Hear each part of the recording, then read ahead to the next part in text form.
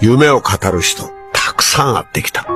でもね、本当に何かを変える人は、口より先に動いてる。2種類の人間がいる。やりたいことをやっちゃう人と、やらない人。